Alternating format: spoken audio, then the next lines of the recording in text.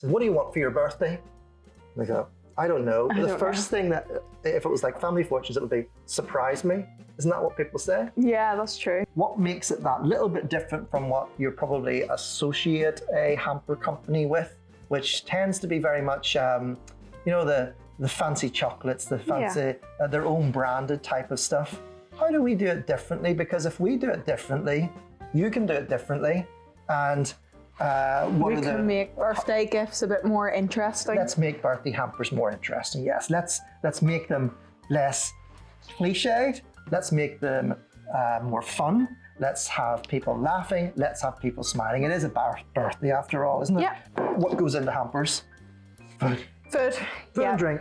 Chocolate cake, you're going for the birthday cake. Obviously go for what you know the person likes. You're able to send this, you know, from the heart and kind of pick products that you know they will like. Because I've seen an awful lot of hampers where people are doing their own and they just look really terrible.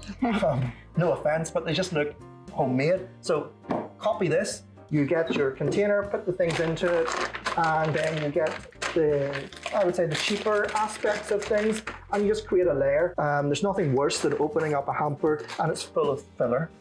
And they're going, and trying to hunt and find the product within it.